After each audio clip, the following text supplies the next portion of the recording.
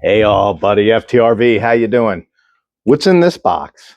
This is an inverter, 12-volt rooftop air conditioner by GIDROX. We're going to install it on Van Go. Let's get to it.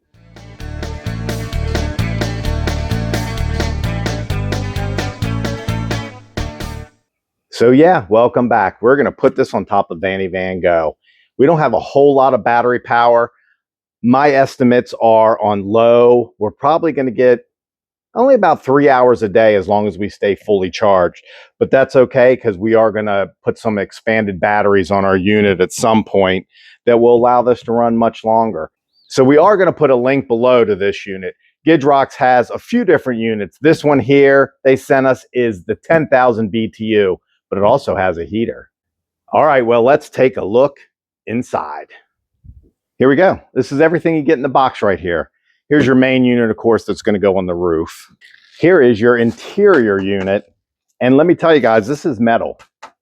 This isn't a piece of plastic. It is all metal. Again, metal here, but this is going to go in from the inside. And this is what you're going to bolt it to. And then ultimately screw that interior unit onto it. We've got some nice thick foam with double-sided tape that is going to go on the roof to get this thing level and kind of secure it to the roof and minimize vibration. Nuts and bolts and screws. Some zip ties and things here, I'm sure for the wiring, to kind of secure your wiring.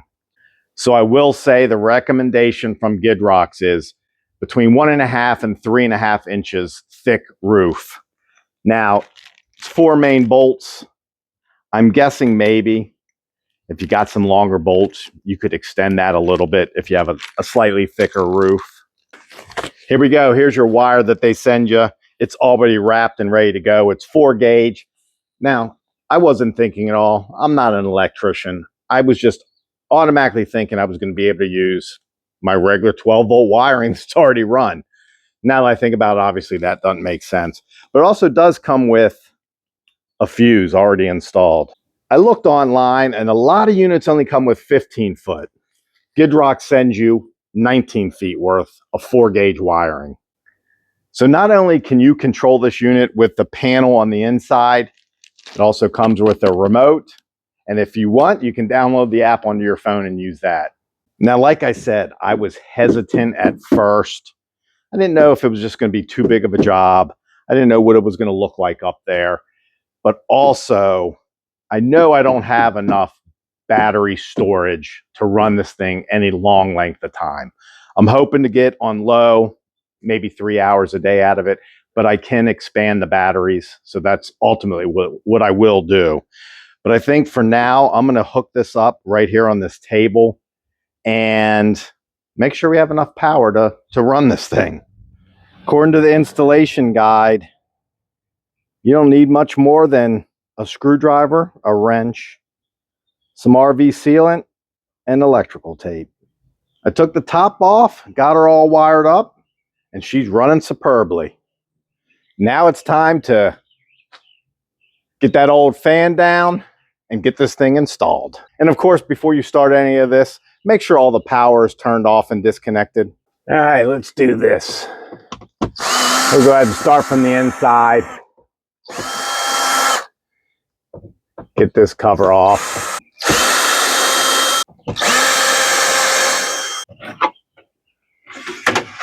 Well, heck, this might be more time consuming than installing it. We got to get a lot of the sealant off. Got a couple of things here I'm going to try to use so we can get these screws out. So I'll be right back once that's done. All right, well, honestly, this took the most time, getting the old fan out and getting it all cleaned up. But it's finally cleaned up. We got this piece of foam here. I'm going to call it a foam gasket with some double-sided tape. That is going to get put on right here. And then we're going to move the unit over and pop it into that spot. So the unit is a good 50 pounds, 53 pounds. So it's best to have 2 people get it onto the roof. Dawn helped me. She's inside here now, so she's going to slowly kind of line everything up as I move it forward. The heavy part is that compressor on that side. It's a handful. All right, let me see how this fits from the inside. I don't know if you can tell, but it is tight in here. I'm doing this from my knees. The GIDROX unit is up on the roof. Now we're going to put the 4 rods in that hold this frame and kind of squeeze it together, hold it on. Went ahead and pulled out all the wires. They were kind of shoved up in this hole here. The hardest part was getting the power wires here, these 2 big, thick 4-gauge wires out. They were kind of really jammed up in there. But you got to get those out also. And it depends. If you're going to run your wire inside like I am through here, they can just hang right here. If you're going to run them outside, then you'll need to do this differently. And it's all right here in the manual. Interior wiring and exterior wiring. And it shows you how to do that. You've got 4 holes. One's here, one's there, and then 2 more at the front. All right. So I'm going to thread these all in. All right, here's number 1. All right, let's see if I can hold the camera and do this. There goes number 2.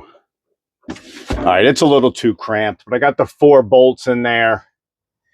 I'm going to get this on to sandwich it together, get it all tight, and then I'll show you how to plug in the units if I can. It's going to be difficult.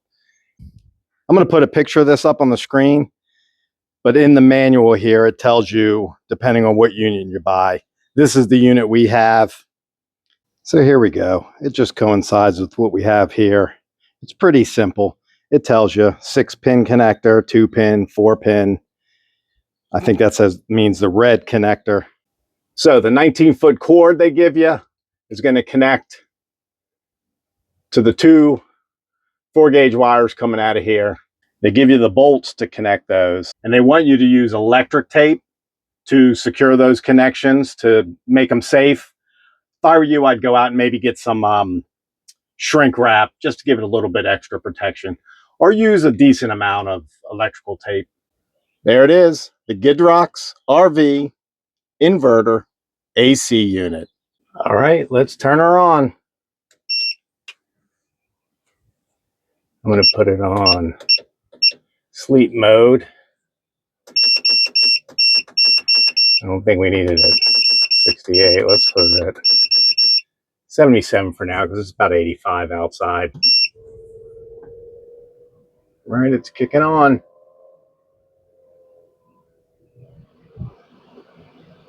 That is the fan on high right now. And I am easily 5 feet away and I can feel it. It feels really nice. And like I said earlier, I know I'm not going to get hours upon hours out of this thing because I just don't have the capacity in my battery. I am going to get some expansion batteries though to triple, maybe even quadruple my storage. So I'm figuring I'll get about 3 hours on that sleep mode, which is fine for this small space. So that'll give me, 12, 15 hours a day at least on sleep mode. Let's take a quick look here at the remote. You've got several modes: eco mode, a sleep mode where it runs really efficient and low speed. You got a turbo mode if you need to cool down quick. And you also have, which is showing now, a dehumidifier mode. Take some of the moisture out of the air. And of course you can change the temperature. Turn it on and off. So let's give the GIDROX a quick review. All right, well, here we go with a quick review of the GIDROX 12-volt RV inverter air conditioner. I got a little cheat sheet over here. Well, so it has been about a week. I've used it a couple times just in my driveway. I'm averaging about 45 minutes to drop 15 degrees. With that said, it is not extremely hot right now. It is in the 80s, close to 90. It took me about 3 hours to install. If I did it again, I could probably get it done much quicker. That doesn't include the almost hour's worth of getting off that old fan. So if you have to remove a fan, at that time to it. As far as that gasket goes, I have yet to put any sealant around it, and it has been watertight so far, so I may still do it. They allow you to do it either way. They recommend putting sealant if it doesn't lay flat, but they say the gasket is good enough as long as it's laying flat on the roof. So why go with the 12-volt inverter AC unit? Well, several reasons. It's a little lighter. It runs much more efficient. It's much more quiet. It's great for off-grid, solar, lithium battery kind of stuff, compared to a standard 120 volt on most RVs, which pull a lot more power, have a huge surge to them when they start up, and they're bigger and bulkier. One of the things I like about it is the low profile. It's only about 2 inches taller than the fan we had in there, whereas a standard AC would probably be easily 3 or 4 inches taller than that. And as I mentioned a couple times, I have a very small power station, so I only get about 2 hours worth of runtime off that, which again should help. And I am going to upgrade with some expandable batteries, but realistically you want at least 400 amp hours of power to run this thing a decent amount during the day. And as I mentioned, a big suggestion I have is go ahead and get some better insulation for that connection where you connect with the bolts. I don't know that I trust just electric tape on something like that. Well, my question is, how long is this unit going to last? And only time will tell. All right, there you go. Give us a thumbs up if you like the video. Subscribe, share, comment. It all really helps out the channel. And we'll see you again real soon. Bye now.